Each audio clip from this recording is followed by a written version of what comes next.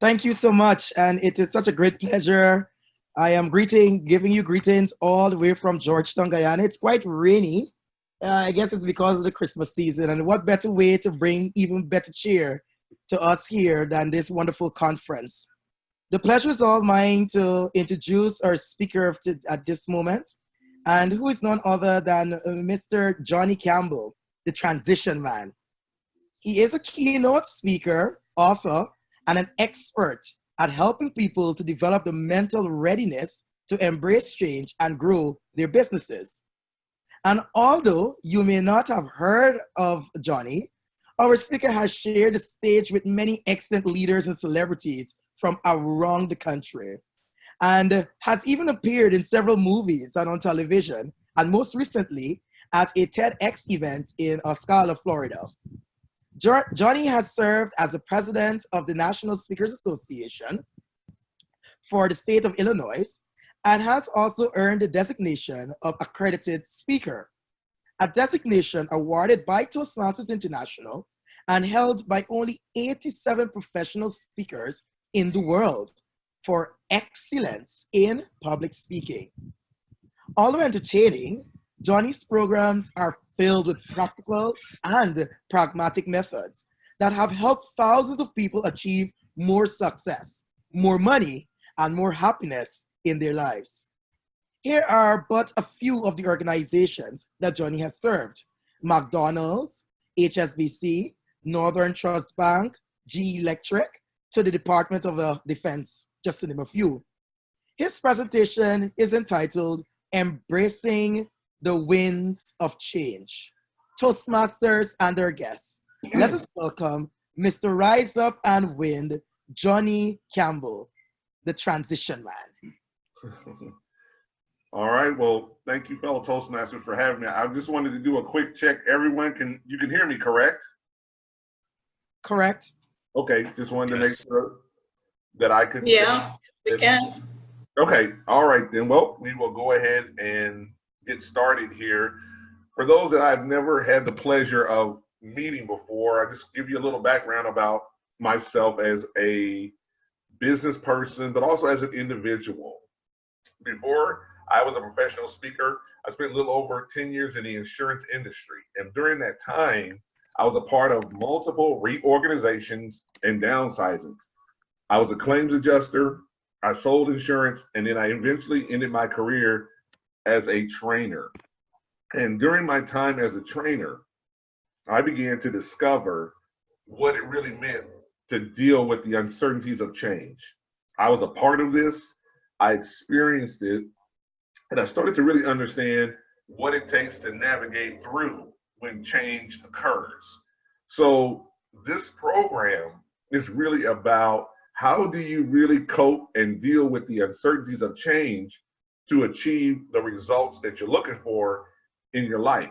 And what I'm going to do is give you a roadmap on how to deal with it, how to embrace it, and how to get the most out of change. And that's really where my story is. That's really what makes me the person that I am today. When people hear the word the transition man, they sometimes don't really understand what that means. But I always tell them, transition man is me. It is not a thing. What I mean by it is, my job is to help people navigate through the uncertainties of change to achieve the results they're looking for. Hence, I will be your transition man, transitioning you through that process. So that's really what that means, and that's what that really is about. So our mission is really simple: how to embrace change and achieve more success in life. And what I want to do is start out here with what I call the truth and what it really takes to achieve more success in life. No matter where you are in your life right now as a Toastmaster, and I've been a Toastmaster for 18 years, a little over 18 years. I earned my distinguished Toastmaster in 2.5 years, and a number of years later, I became an accredited speaker. I also, before becoming an accredited speaker, competed in the international speech contest, just like anyone else. But as I joined Toastmasters, I had to be honest about why I was a part of Toastmasters. I didn't join Toastmasters because I had a fear of public speaking. I joined Toastmasters to become better, to achieve more, to become a better presenter, a better communicator, so I could advance my career. See, when I got laid off from my job and it got phased out, I had a decision to make. Was I going to go back and work for another company, or was I going to pursue my dreams and goals and take what I had learned and become a professional speaker? So I joined Toastmasters not as a beginner, but as someone that was already coming in with a bank of knowledge, but who was willing and wanting to grow and to develop. And when it comes to achieving more in your life and you say, I want to grow and I want to develop, that means you have to embrace change. Anytime you say, I want to do things different, I want to become more, I want to achieve more, I want to have more, that's a cry indirectly that you're ready to start embracing change. And that's sometimes something that people don't really think about in life. Think about this. Whenever you're in business, if you're a business person and you're listening to this, if you're asking your customers to buy from you, what you're really asking them to do is to change. If you are in Toastmasters, as we all are, and you want someone to become a new member, you're asking them to change because they're already doing something else. And now you want them to join us. That's change. And whenever you're trying to do something in your own life or trying to help other people improve in their life, you're asking them to change. So no matter whether you want to be the world champion of public speaking, an accredited speaker, you want to have more success in your life, you want to start a business, you want to be more in your life and achieve more, anytime you say those things, at the core, you are saying, I am ready to embrace change. And that's the truth. And that's why it's so hard, because people hear the surface of things, the ideas of things, but they don't go to the root of what has to happen. And so that's really what the truth and what it takes to achieve more in life. But with that being said, why do people resist change? If this is what you want, why are people so resistant to change? And it's one of the biggest reasons is whenever you make a decision that you want to do something different and that resistance comes up, one of the reasons, it's not the only reason, but it is the fear of uncertainty that traumatizes you. You don't know really what's next. When change comes, and if you don't have a clear picture of where you're trying to go, you will resist the change that you are experiencing. If you're trying to accomplish something new and you're thinking about all that you're going to lose along the way, in other words, we don't use the word lose, we use the word let go of. See, whenever you try to improve your life and become better, you have to let go of old things and old ways of thinking. And that's change. When I joined Toastmasters I said, I have to embrace a new way here to get to where I really want to be. I have to understand what Toastmasters is about, what the value of Toastmasters is, and how I can use that to improve myself. See, when people join Toastmasters, they don't join Toastmasters for others. They join for themselves.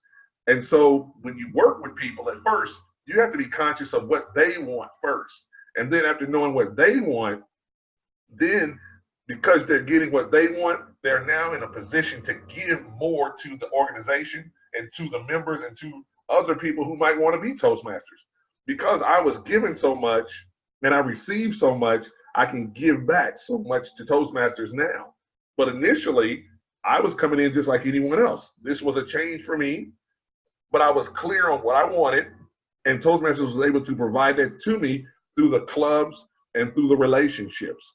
But I want to pull this back again and say, why do people resist change? There's a fear of the unknown. They fear they have to let go of certain things. And sometimes people resist change because they don't understand, and this is a big one here, they don't understand what's in it for them. Now that's that Whipham word, what's in it for them, but I got one better for you. People resist change because they don't know how this will impact me. What's in it for me means I have a choice. What's going to impact me, I don't have a choice, it's going to happen to me. And sometimes when you're dealing with people in business, they don't understand how it will impact them. So because they don't know how it impacts them, that's why they resist change. In your personal life, it's usually a fear of the unknown. It's also that letting go that causes you to resist it because you know you're going to have to let go of old things to have a new thing. These are some of the culprits of it. And that in itself is its own story. But I wanted to make sure you understood from a business point and from a personal point why people resist change. Success. As a speaker of 20 years, I have listened to people talk about what it takes to be successful in this world. And a lot of times what people don't talk about is that success is about a sequence of things. Certain sequences have to happen in a certain way to unlock success. That's why I use the padlock here. The way sometimes success is described and being successful, whether it's in your business, in your personal life, or something you want to achieve, the way it's described is not how it really happens in the real world. Success is about a sequence of events occurring. Things have to happen in a certain way. Sometimes it's timing. Sometimes it's environment. Sometimes there are other things that have to be in play, the economy, to allow a person to achieve the success that they want. Certain things have to be in play, and you have to, so success is about a sequence of things. You could be doing everything the right way and still not get where you want to be because the sequence of events that have to occur are off. In other words, the timing's off. So you have to be conscious of this as you're pursuing excellence in your life and say, success is about a sequence. I've got to do things in a certain way and allow this certain way of doing things to play out so I can get what I want out of my life. In my own life, I really wanted to be, at first, when I joined Toastmasters, a world champion of public speaking. I thought that was my sequence to becoming a professional speaker. But later on, I realized that that wasn't the sequence I needed to follow to achieve that success. I joined Toastmasters as a professional speaker. In other words, I was already speaking. I wanted to be better. I wanted to improve. I wanted to get paid to speak. But I joined Toastmasters for the relationships and to understand how to structure speeches and how to craft things more effectively. So I realized my sequence was about understanding crafting and structure. That's what I was there to do. And in doing that, it made me a better speaker, which produced the results that I was really looking for, which was become a well-paid professional speaker. So now, after 20 years, that's how long I've been speaking full time. I travel the country and I deliver talks to organizations and groups. And on occasion, when the opportunities are available, I get a chance to come to some of the districts and speak around the country. But I predominantly travel the country talking at associations, conferences, and events. And I tell you that story, and I tell you this illustration because it was a sequence of things that I had to do in order to get to where I am today and where I want to go. So understand, when you're trying to pursue your excellence, there's a certain sequence of things you need to do in a certain way, not just steps, but in a certain way to get what you want. And in a certain way is a sequence of doing things. That's the key. You've got to understand not just the steps, but what is the sequence in which I need to do this to make this work. So that's something I want everyone to think about when you're pursuing your own success and you're listening to people talk about success. What's the sequence? Not just the steps, but is there anything else, the nuances? What else should I be conscious of as I'm pursuing this? That's where success hides at for most people, and that's why they miss the mark at times. Now let's talk about that. Success is about sequence. So where do we start when it comes to embracing change? And it comes to you achieving more in your life?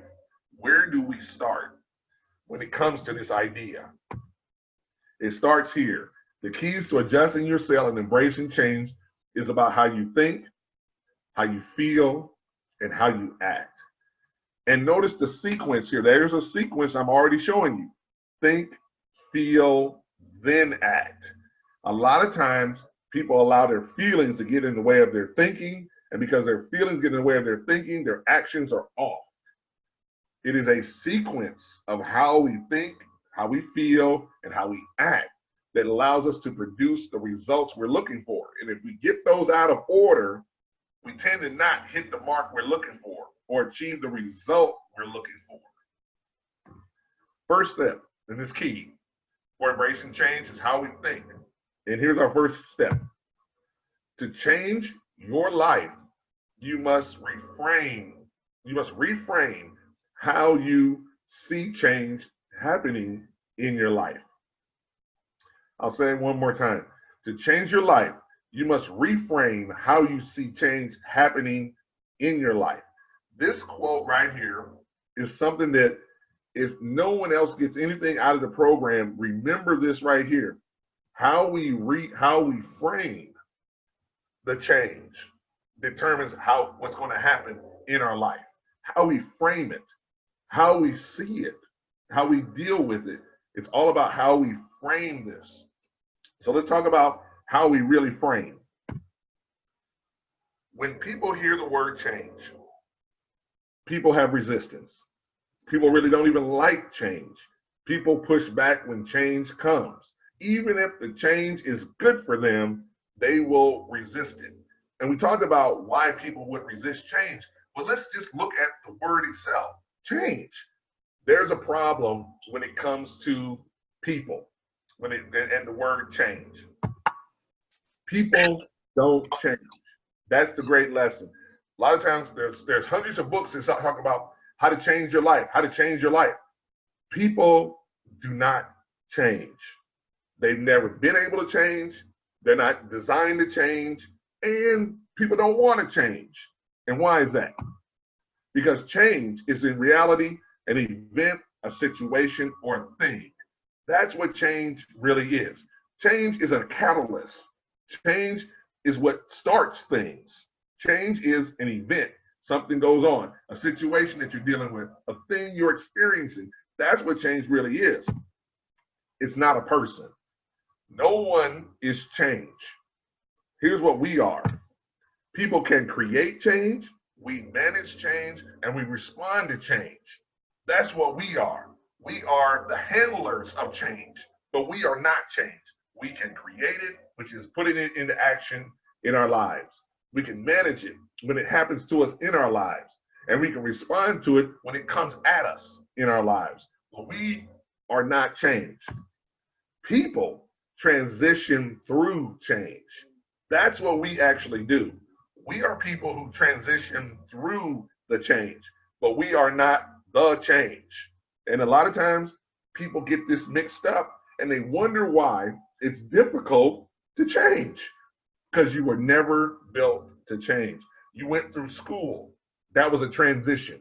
You raised your kids. That's a transition. You developed your skills and abilities. Those were transitions. Those were not changes. The change happened at the start, but your process, the transition, that's what you went through. That's what people do. Words have power. When I tell people what I just shared with you, I always have them say this out loud. I say the word change, then say the word transition. Say the word change, and then say the word transition. And I say to them, what sounds better? And most people will say transition, because that's what we were built and designed to do in our lives. Everyone is going through a series of transitions in their life. Change is an event, situation, or thing. We go through the change. And because we go through the change, we are transformed at the end of the change. At the end of the transition, I'm sorry. We go through things, and at the end of it, we are transformed. Mapping the journey out is here's what it looks like. This is my own illustration of it. The process of embracing change. We start at a certain point, wherever we are.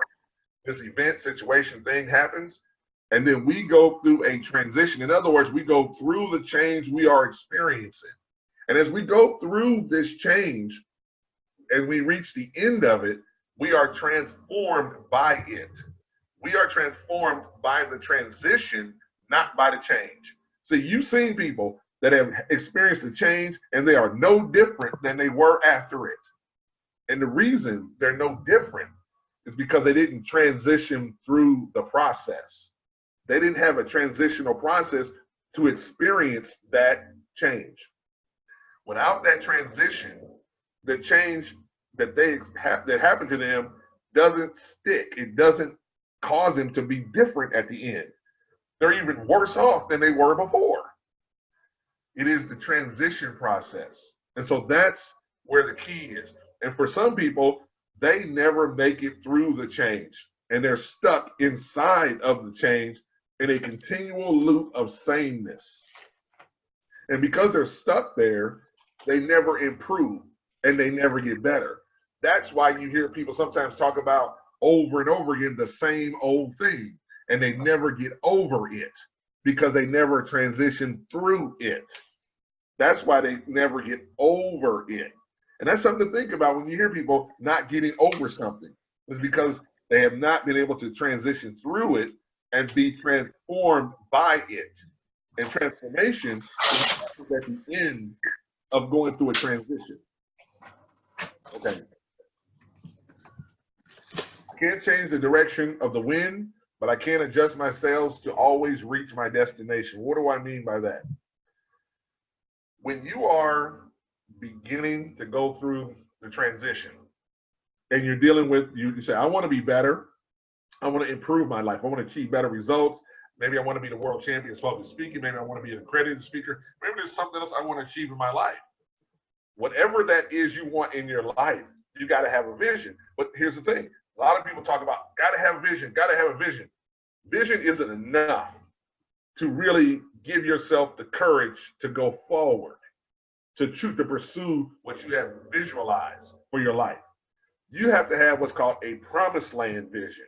And a promised land vision is not just the big picture, but it's the meaning behind the big picture. Dr. King, I Have a Dream speech, talked about the promised land. But what he talked about more importantly was the meaning behind the promised land. How it's going to feel, what it's going to look like, what people will think, what people will do, how people will be. That's the meaning behind the vision. That's what's missing when people are going through a change. It's hard to see the other side because you haven't visualized what the promised land looks like on the other side. When a journey begins, you must work your hardest to get clear on what it's going to feel like and be like to reach the other side, because that's what you have to hold on to when you're going through the transition. You got to hold on to something. And if you're leading people in an organization like Toastmasters, they have to be clear on where we're trying to go. If they don't feel it and understand it and believe in it, they will resist it. And they will stay where they are. And they will wander around in the desert and never get to the destination. You have to create this meaning behind it, whether you are leading people or you yourself are trying to get through something. Next point, where are you now? When creating this vision, this promised land vision, you got to know where you're going, but you got to know where you're starting from and what resources do you have right now as you begin the journey. A lot of times when people start something, they don't really do a full assessment of all of their resources. In other words, they think, well, I don't have enough money to get started. That's probably not your problem. What your problem is that you've not been resourceful enough to think about all your other resources. People are a resource. Will people support you? Will people encourage you? Who else will be with you as you are going through this process? Where you start now is also about other people as well. So it's not just about money, but it's also about other people supporting you as you go through it, or the organization supporting you. So where are you now? It's important to know where are you now and what you have as you begin that journey. The next thing, you know where you're going, you know where you start, what could stand in your way. This is the one time that I tell everyone it's okay to think negative. What could stand in our way? Because the things that stand in our way are the things that we really have to prepare for. You don't have to prepare for your promised land vision once you got it clear. You have to prepare for the things that could stand in your way of getting there. What could stand in your way? And you got to think about that. Like, I'm pursuing the World Championship of Public Speaking. I want to be an accredited speaker. What's standing in my way? There's probably expectations and requirements and things you need to do. Those are what's standing in your way. Someone joins Toastmasters. What's standing in their way of joining Toastmasters? Ask yourself that question. They seem interested, but there's something standing in their way. Is it fear? Do they not feel a part of the club? Do they not feel connected? What is standing in their way? That's what you focus on when you begin to transition through a change. You focus on the things that are standing in the way. That's what you work on every day. You don't have to work on your vision at the end. You work on how do we get past these things that are standing in our way. If it's money, how do we overcome the issue of money? If it's time, how do we find the time in order to do the things that we need to do? Or is it a person that's standing in the way? What do we do about this person standing in the way? What do we do? That's how you think about this here when you're trying to transition through a change. Thinking about these things are what helps you move through the change. Values. As you begin this process, you have to be conscious of, okay, I know where I'm trying to go. I know where I'm starting from. I know what could be standing in my way, but what is my values and beliefs about the thing that I'm doing? Your values and beliefs affect how you see everything. So it's so important for you to be conscious of what are your values and beliefs about the thing you're about to do. If your values and beliefs are in contradiction to the thing you're trying to transition through, you will get stuck. If you say to yourself, I want to become this type of individual, I want to be a professional speaker, an accredited speaker, I want to be world champion, I want to be leader in my organization, and your values say you're not good enough, you're not worthy enough, that's the problem. When your values and beliefs are not congruent with where you're trying to go, you will self-sabotage yourself. You will resist, and you will procrastinate, and you will slow down.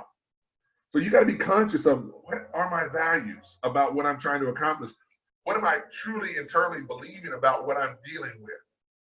Your values and your beliefs affect everything. And if your values and beliefs are not congruent, then you need to, one, read books that can help you develop new values and beliefs about what you're doing, be around people who share the values and beliefs that you need to have in order to get where you're going, but then also training.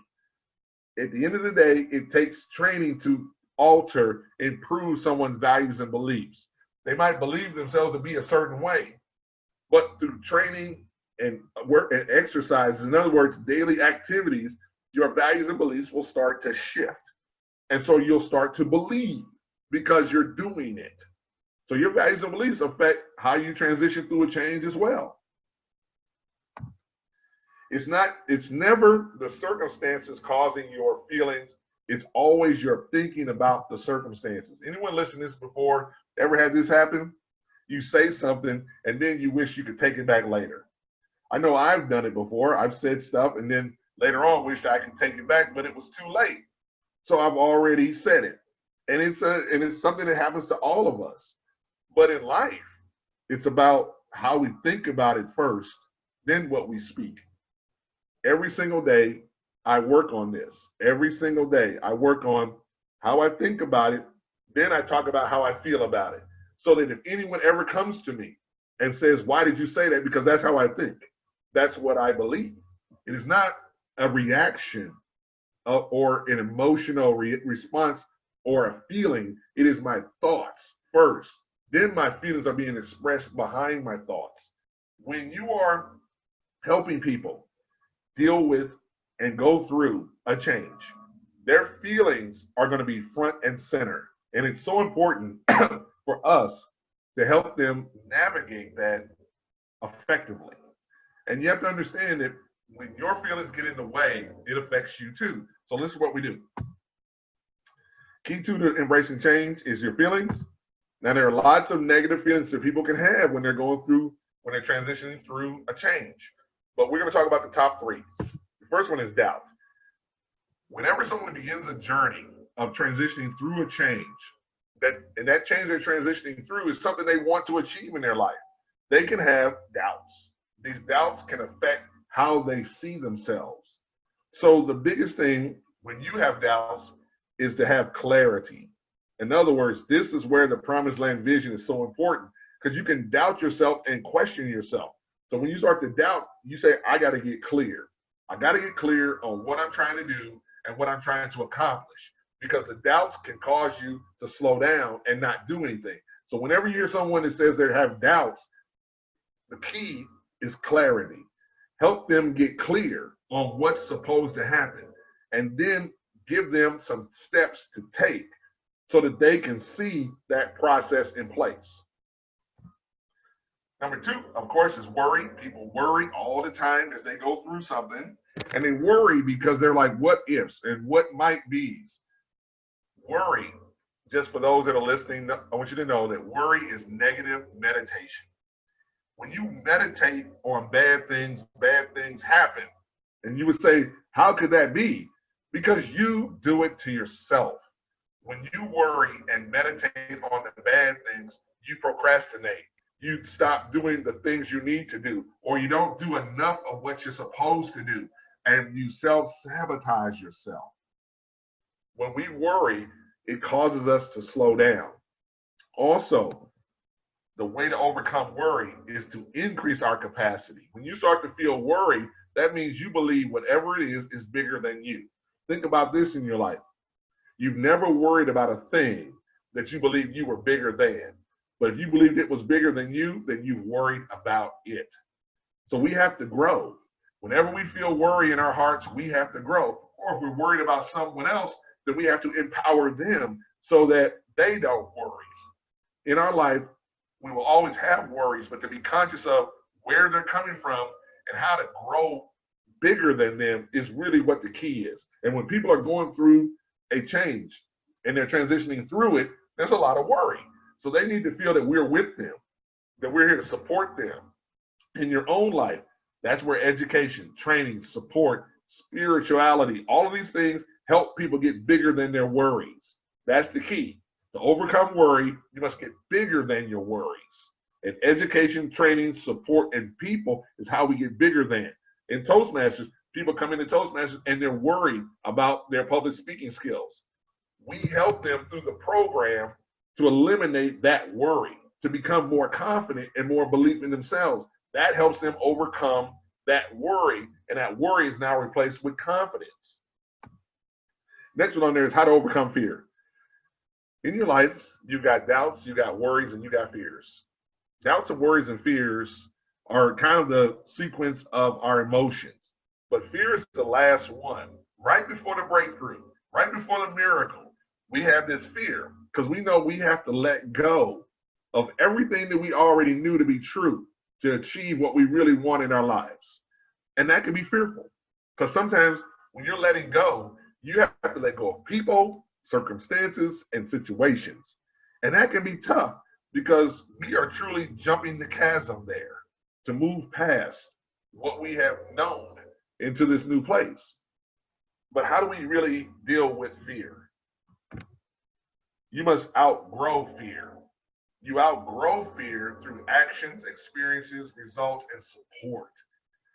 Fear will always be present because it's designed to be present, to protect you in some cases, but in other cases, it will paralyze you.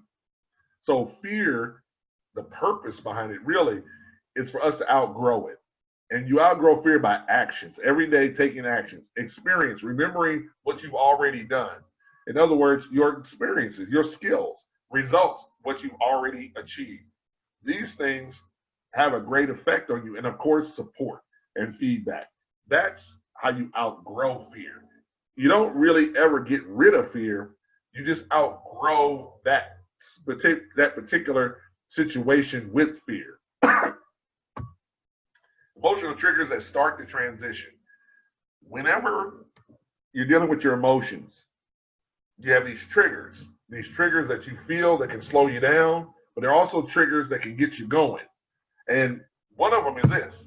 People talk about find your why, find your why. Well, for those that are listening, I found my why and I wasn't really impressed with my why. I didn't think that my why was that special. And my why did not give me what I really needed, which was urgency. Find your now. And I soon realized that if I was going to get through the changes I was dealing with and transition through them toward the results I wanted to achieve, I had to find my right now. A lot of times people are always getting ready to get ready. And they always say these phrases, someday, one day, it will happen. No, it won't. Because someday, one day, it will happen is not a date on the calendar. I want you to think for a moment. What is your due date for success in your life? What's the due date? When is all the good stuff supposed to happen? A lot of people don't even think about that for a moment. What's the due date? Your entire life has been based on dates. There was a date you were born. There's going to be a date when you die. And in between, there are bills with dates. I repeat that. There are bills with due dates. But yet, you don't have a date when the good stuff's supposed to happen. You got to think about that for a moment. When is the good stuff supposed to happen? And finding your now allows that to happen. But sometimes in our life, we are driven by different emotional triggers. So you got to know what's going to push you to do it right now. For some people, it's the pain. It's the pain that drives them to get things done right now. For some, it's pleasure, and for some, it's pride. Pain, it hurts enough and you'll do something. Pleasure, you just can't wait to do it. And pride, you want to show everybody you can do it. You have to find the thing that's going to push you to move through the things you're going through toward the results and things you want to achieve. Sometimes it's the pain. You know, I can't stay in this place anymore if I'm going to ever be what I want to become. Pleasure, I always wanted to be this professional speaker and I'm tired of waiting on it. I want that joy. Pride, I want to show everybody that who doubted me that I can't become this effective leader in my organization, this great leader, or this individual who can do the things that they said they would do. So you got to figure out what's going to drive you and what's going to push you. When the winds of change blow, some people build walls and others build windmills. That's a Chinese proverb. Change is always around us and it's always occurring. And it's how we approach it and think about when it's coming is the key. Ships in the harbor are safe, but that's not what ships were built to do. They were built to sail. And key number 3, you were built to take action. How we think, how we feel, and how we act. One of my quotes that I provided at the International Convention a while back was, change is inevitable, but making the transition through the change you're facing is a choice. And that's what I've been talking about here so far, is that making the transition through the change is a choice. If you don't choose to get through this thing, you will be stuck inside of that thing over and over and over again, never escaping and never getting to the place that you really want to be. That's why it's so important for you to want to take action every single day. But how do we take action? By working together. In other words, when you're going through something, having a support group, having other people that can cheer for you, that will be there for you as you transition through the thing you're experiencing, makes all the difference. Inside of Toastmasters, having that club with that connection and that relationship helps other people in there in the club have more confidence to do their speeches, to be more active, to volunteer, to participate, because they feel like they're a part of something.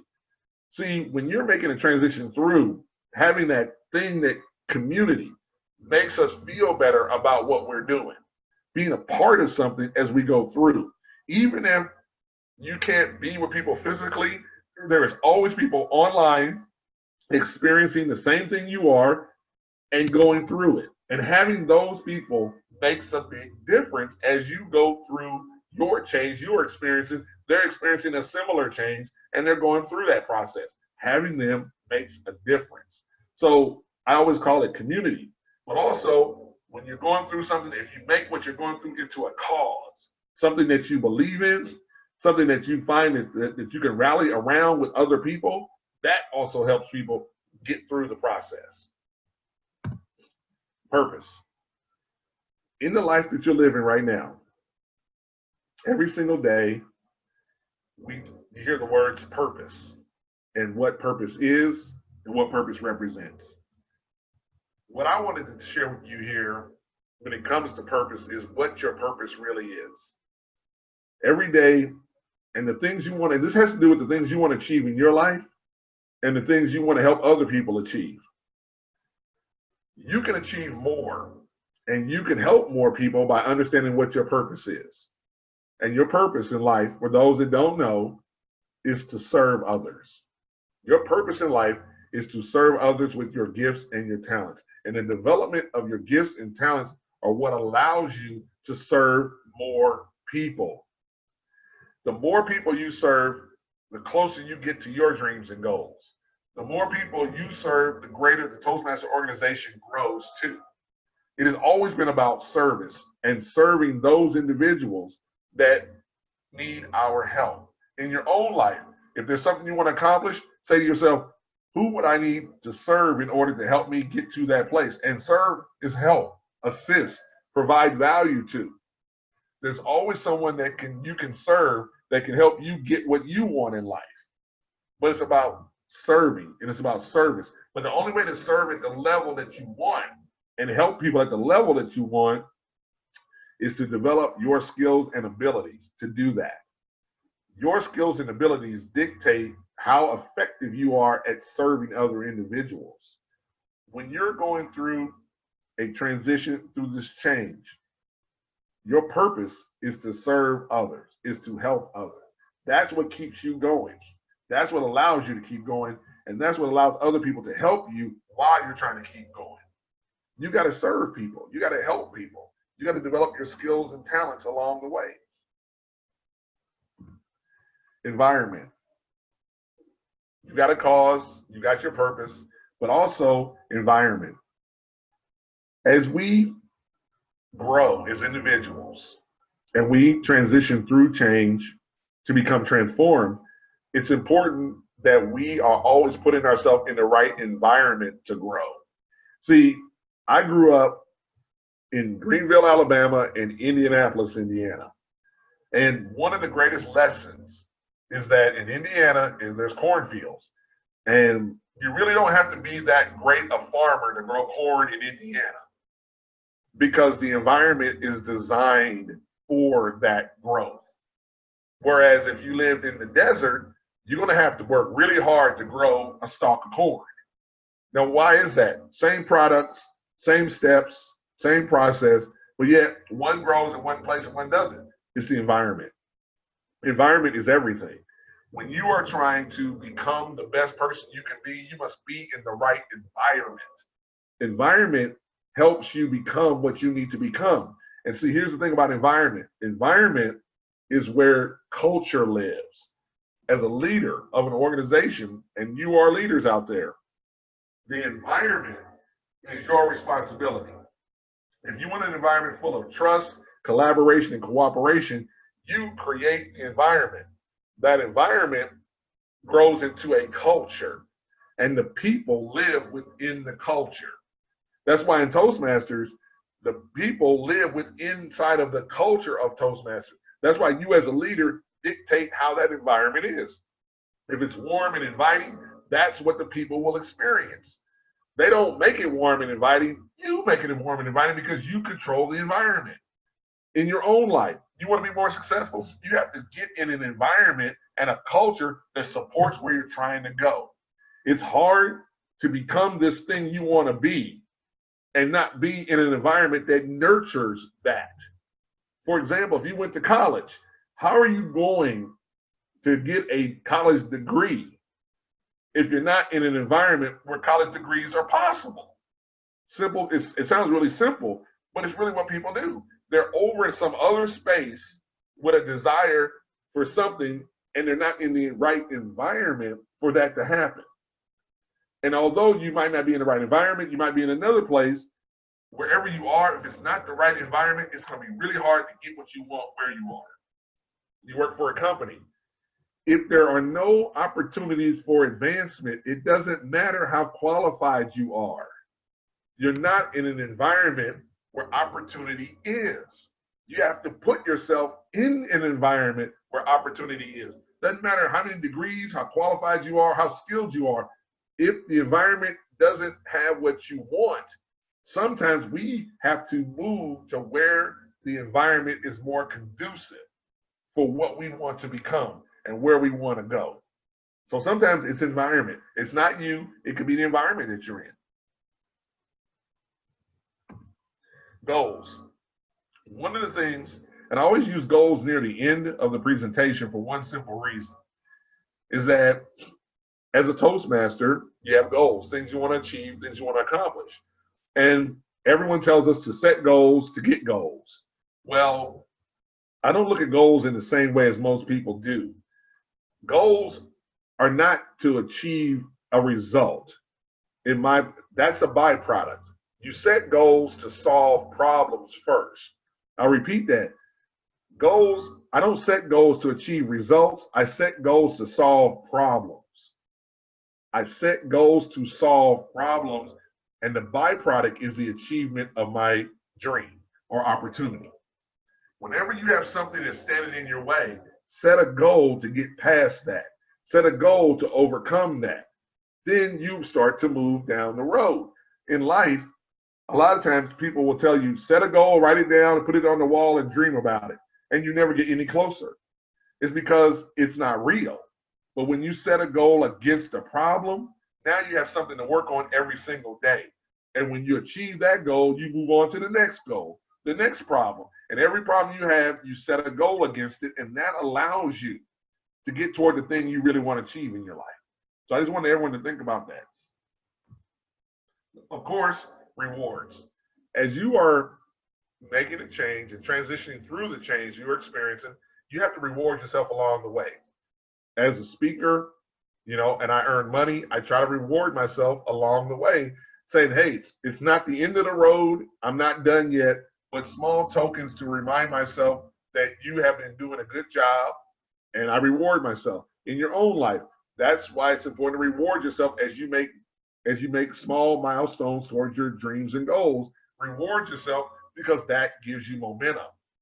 When I wanted to be, initially when I joined Toastmasters, I really thought I wanted to be the world champion of public speaking, because that's what people had talked to me about. They said, yeah, Johnny, boy, when you become the world champion of public speaking, man, that's going to change your life. And really, they said that out of love, but they really were not correct. I was already a professional speaker. I joined Toastmasters to become a better presenter of my message. I didn't need to win the contest to be a professional speaker. I joined to become a better presenter. But I joined Toastmasters and I competed in the contest. And I never won the world championship of public speaking. I got to the district finals quite a few times, but never won. And I was always getting very upset about the fact that I didn't win. But and what happened to me is that I started to get confused on what it was all about. And there was someone had won the world championship that reminded me what it was all about for me. And that person was, as you can see here, Darren LaCroix. He simply reminded me that he said, you joined Toastmasters to improve your skills so you continue to make money as a professional speaker. You didn't join to win the world championship. So his comment at that moment in my life made me adjust my sails. It caused me to refocus on what it was really about. I joined to be a better presenter, to create opportunities for myself. I didn't join to win the world championship. I became an accredited speaker because it was congruent with what I was already doing, everyone. I didn't become an accredited speaker to be a professional speaker. I was already a professional speaker. I joined, I went through the accredited speaker process because it was already congruent with what I was already doing. And this is why I did it. And this is why I was able to achieve it, because it was already in my path, the sequence. It was already in my process. So that's why I did that. In times of change, learners inherit the earth, while the learned find themselves beautifully equipped to deal with a world that no longer exists. When I use this quote here, this is a quote to my fellow Toastmasters about this, pathways. As you already know, Pathways is here. and it's not going anywhere. And we as Toastmasters have to become more embracive of pathways. I want you to think about something for a moment. And this is really when you think about Toastmasters International. When you roll out some new technology, there's going to be bumps along the way. Matter of fact, I want you to think about this for a moment, everyone. If you have a phone, is your phone the iPhone 1? Is your Android 1? Of course not. It is Android 10 or iPhone, whatever it is now. Technology improves with time. Pathways will improve as a technology platform with time. Always remember, nothing's wrong with the content. It's the technology that has to improve. We have to be understanding that this thing will grow and evolve over time. The technology will get better, but the content, what we're learning, is good stuff. And so that's important for you to help people understand and help them focus on the things that really matter. Using pathways to grow and to develop. Also, I put on here the 3 Ps. When you deal with young people, especially young people that are inside of pathways, or young people in general, let me tell you what young people really need when you try to help them improve. What young people really want from a person is they want a path. They want you to help them get on the path toward their dreams and goals. They don't want a ladder to success. They want a pathway to success. Next, they want to understand the purpose. Why? Help them understand their purpose and why they're doing what they're doing. And then finally, what they want from you is a promise that you will support them and that you will encourage them. With these 3 Ps, you can lead young people. I'm amazed that as I travel the country, how organizations come up with all these weird ways to appease young people. And that's not what they want. They might, surface level, it might appear they want that, but what they really want is the same thing you wanted to be successful in this life. They want a path, they want to understand their purpose, and they want to promise that you will help them go through that process. And if you offer that, you can have all the young people you want, and you can lead them, you can guide them, and you can inspire them. But a lot of companies out here today, what I see, are trying to sell young people on stuff that doesn't matter. Who cares about 100 different coffees? Who cares about foosballs and nap time rooms and social areas? Who cares? That is not important. What they really want from an employer is a path to be successful, a purpose as to why we're doing it, and a promise that you will help them. That's what they really want. They can buy all that other stuff themselves on their own free time. But we get distracted from those core things. Inside of pathways, it's the same thing. You got to help people understand their path, where they're trying to go, purpose, why are they doing it, and a promise that you will help them. By doing that, you will garner more support toward pathways. Well, there you have it, the secrets to embracing the winds of change. But I got a question for you. In the time that we've had here, my goal was pretty simple. It was to help you see that it's really about transition. It's about transitioning through the change to be transformed in order to achieve the results that you want. That's the first and foremost. It was also about understanding that your life and your success is about a sequence, not just things, a sequence of doing things, a sequence of moving through things.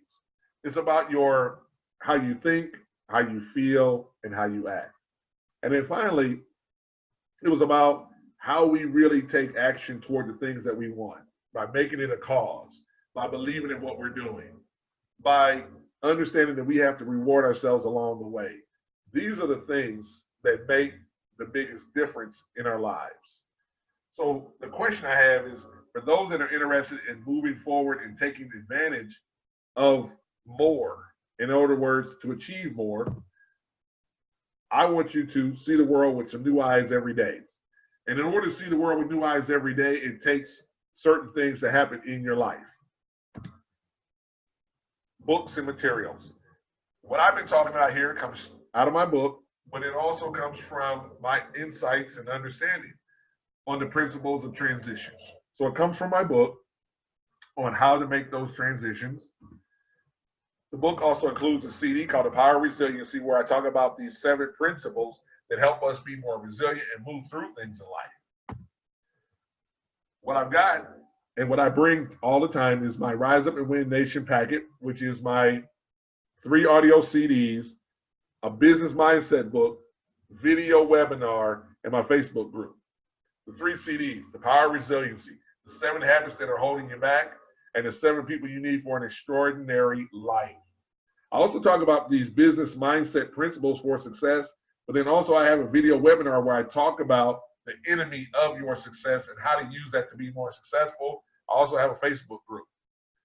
So these are like the full packet I have. That's the retail value. But what I will normally do is this. I will include the book and the audios and the ebook and the webinar and the Facebook group for $97. And this is all online. In other words, it's all digital. So once you make the investment in it, you will have access to this for the rest of your life, or at least as long as I'm alive. You'll have it, and you'll always have access to it. But also, here's the thing I offer to everyone. Anyone that makes the investment in the $97, which gets you the book and the hours of audio training and ebooks, if you make the investment, I don't care who you share it with, because the goal is to serve as many people as possible. So if you decide to get this, you can share it with whomever you like. It doesn't bother me at all. I'll give you a link to access everything, and you can share the link with whomever you want.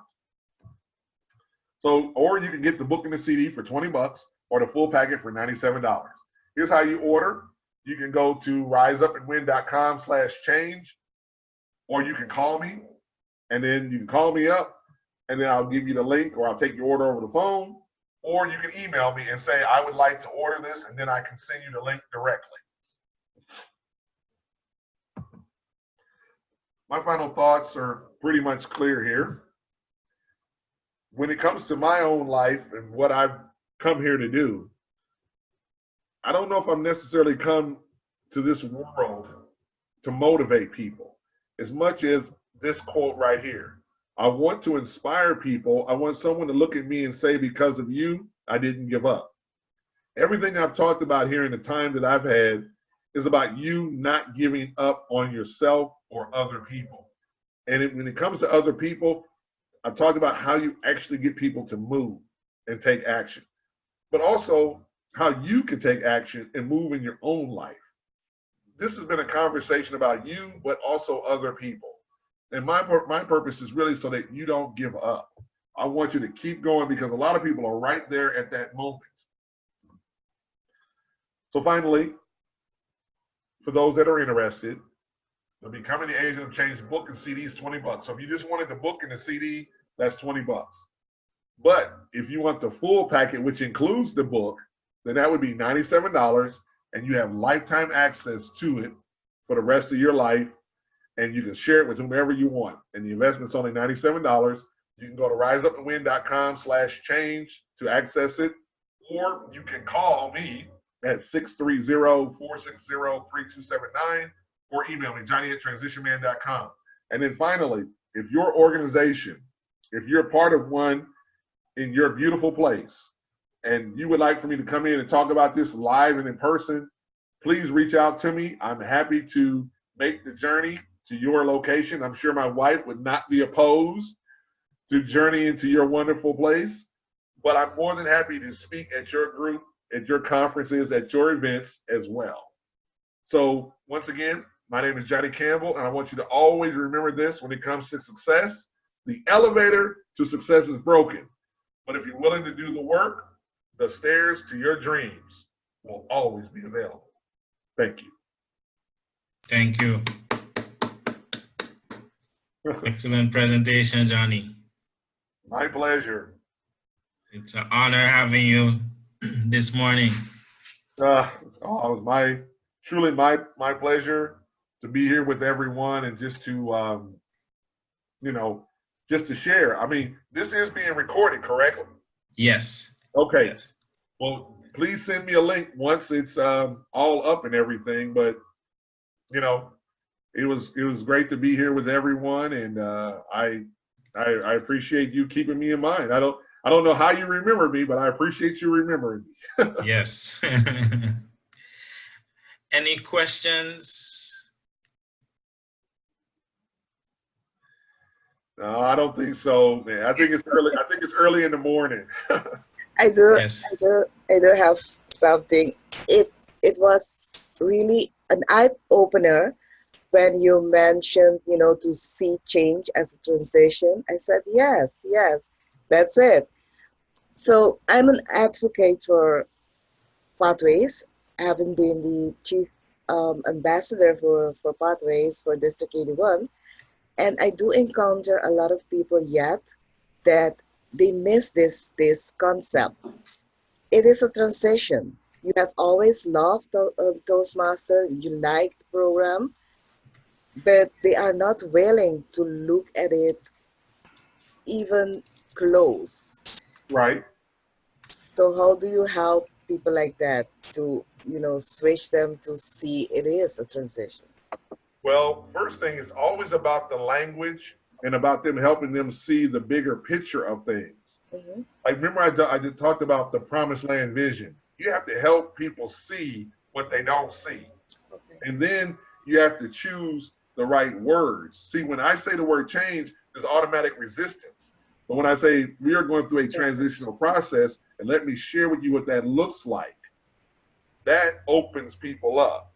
And then when you say, here's how this will impact you. In other words, this is how it will affect you. This is what you could receive. Now people say, oh, this is what I'm going to get. This is what the big picture looks like. And she chose words that did not create resistance. Uh-huh. And that causes people to become more open to what you have to offer or proposing to them.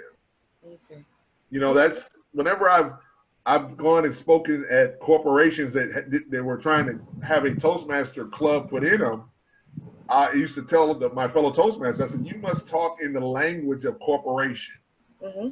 You have to say their words, not your word, not our Toastmaster words, their words, and help them see how Toastmasters creates an opportunity for them to get what they want.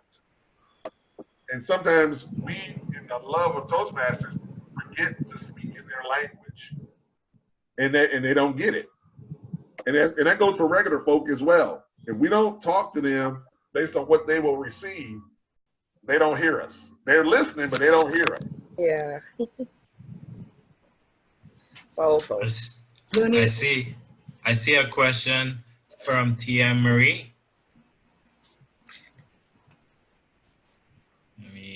I have one. Go ahead. It's interesting, the concept of resistance and problem, the goal to resolve problem to get to your goals. Right. If you don't realize that in every transition you're going to find troubles or problems, we can get frustrated and then we leave the path.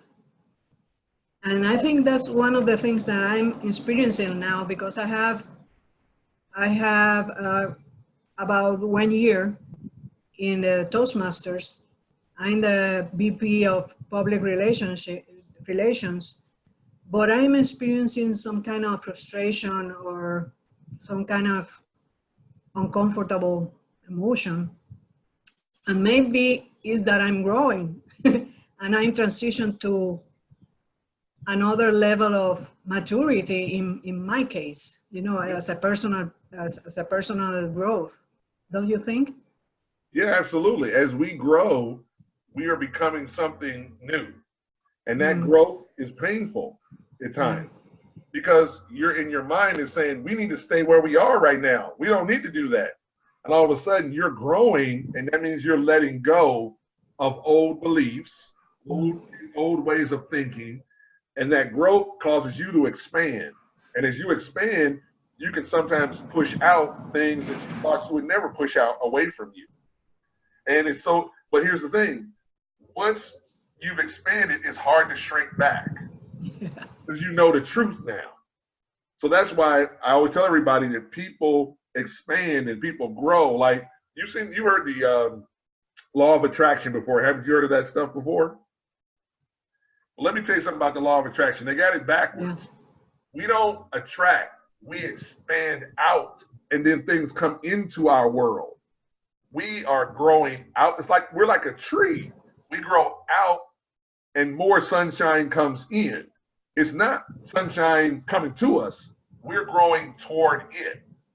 And so as a person, you're growing outwardly. And sometimes when we grow out, we receive in new things, but we also push out old things. So we are affecting our environment. Oh yeah, absolutely. Yeah, And that's around. right. And then if you notice, if you have kids, they become like you as you grow. Mm-hmm. Because they're affected by your world. So suddenly they are interested in Toastmasters. Well, why is that? Because you've grown and they're looking at you and they're like, well, I want some of that too because mama got that. And all of a sudden, that's what happens. So that's why I said it's about expansion more than attraction. I've never attracted anything, but I've grown into everything. And that's been my biggest difference. Great. That's great. So we are responsible for our environment and the culture and the ambience of the club and, Right. and the people. Yeah, great. As a leader, leaders are always responsible. I hold them totally accountable for the environment because they create the environment and then they put in place their values and their beliefs. That creates the culture and the people live in the culture. The people don't create culture. They live within whatever the leaders create. So if they create despair and distrust, that's the culture that is birthed, and that is what the people live in. Think about this. If you ever moved into a house or an apartment and you ask the person, what's the neighborhood like? What are you really saying? You're saying, what's the culture like in that neighborhood? That's what you're saying. And so that helps you figure out if I can operate inside of that culture. So when leaders ask me to speak about their culture, I'm like, it's your fault. Whatever's going wrong, it's you. It's not the people.